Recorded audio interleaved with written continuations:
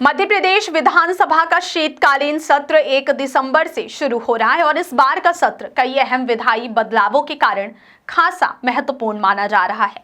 राज्य सरकार स्थानीय निकायों की कार्यप्रणाली से लेकर व्यापारिक प्रतिष्ठानों के संचालन तक कई बड़े सुधार पेश करने जा रही है।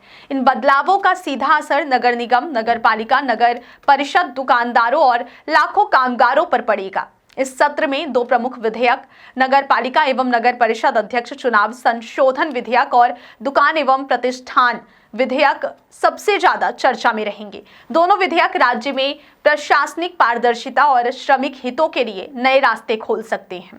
सबसे पहले बात करते हैं स्थानीय निकाय चुनाव से जुड़े बड़े बदलाव की।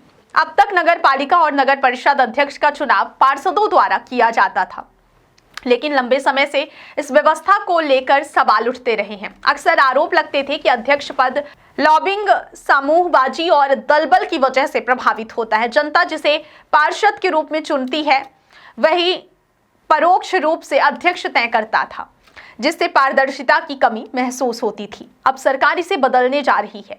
नए संशोधन के तहत पूरे मध्य प्रदेश में नगर अध्यक्ष का चुनाव सीधे जनता द्वारा किया जाएगा, यानी अब यह पद विधानसभा और लोकसभा चुनावों की तरह प्रत्यक्ष मतदान से भरा जाएगा। इस बदलाव का मकसद यह बताना है कि जनता खुद अपना स्थानीय नेता चुने और उसके प्रति उसकी जवाबदेही बढ़े। नए संशोधन में सबसे महत्वपूर्ण और बहुचर्चित प्रावधान है राइट टू रिकॉल, यानी चुने हुए अध्यक्ष को वापस बुलाने का अधिकार। यदि जनता अपने अध्यक्ष के काम से खुश नहीं है, यदि वे अपने दायित्वों से मुंह मोड़ते हैं, भ्रष्टाचार करते हैं या जनता की अपेक्षाओं पर खरे नहीं उतरते, तो जनता चुनाव के बीच में भी उन्हें हटाने की प्रक्रिया शुरू कर सकेगी।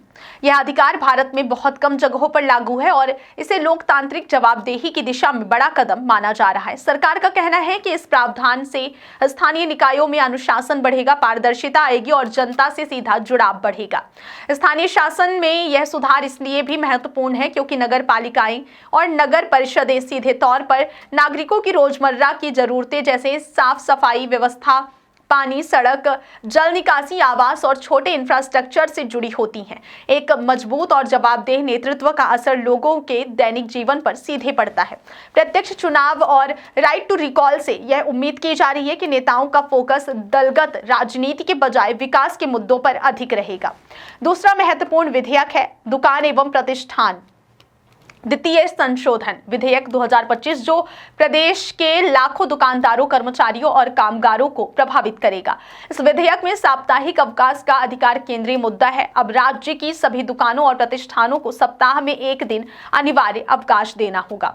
इससे पहले छोटे दुकानदार अक्सर 7 दिन दुकानें खोलने को मजबूर रहते थे क्योंकि मनमाने अवकाश की वजह से आय प्रभावित होती थी। इस वजह से लगातार काम करने वाले कर्मचारियों और मजदूरों के स्वास्थ्य पर भी असर पड़ता था।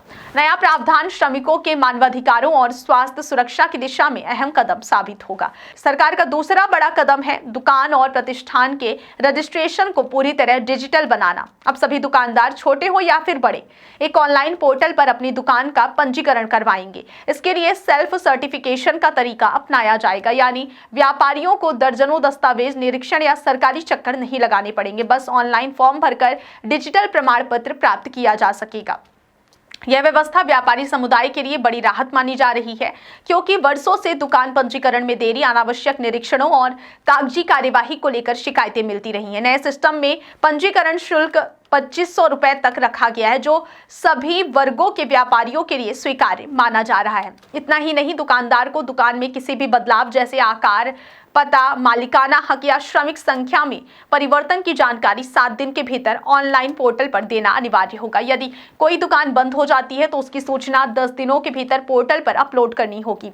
इससे राज्य सरकार के पास व्यापारिक गतिविधियों का अद्यतन रिकॉर्ड उपलब्ध रहेगा, जिससे नीतिगत निर्णय लेना आसान होगा। इन दोनों विधेयकों से जुड़ी सबसे खास बात यह है कि इज ऑफ डूइंग बिजनेस पर सरकार का फोकस। छोटे व्यापारियों के अनुसार कई वर्षों से निरीक्षणों और लाइसेंसिंग के नाम पर उत्पीड़न और भ्रष्टाचार के मामले सामने आते रहे हैं। सेल्फ सर्टिफिकेशन व्यवस्था और डिजिटल प्रक्रिया से व्यापारी अनावश्यक निरीक्षणों से मुक्त होंगे और व्यापार शुरू करना आसान होगा। सरकार का मानना है कि ये बदलाव न केवल दुकानदारों को राहत देंगे बल्कि कामगारों की सुरक्षा और आराम को भी सुनिश्चित करेंगे। तनाव मुक्त कर्मचारी और व्यवस्थित व्यापारिक प्रणाली का लाभ अंततः उपभोक्ताओं को भी मिलेगा। शीतकालीन सत्र में ये दोनों विधेयक राजनीतिक रूप से भी चर्चा का केंद्र रहेंगे। विपक्ष यह देखने के लिए सतर्क है कि प्रत्यक्ष चुनाव और राइट टू रिकॉल का ढांचा कितना व्यवहारिक है और क्या यह राजनीतिक टकराव को बढ़ाएगा या कम करेगा।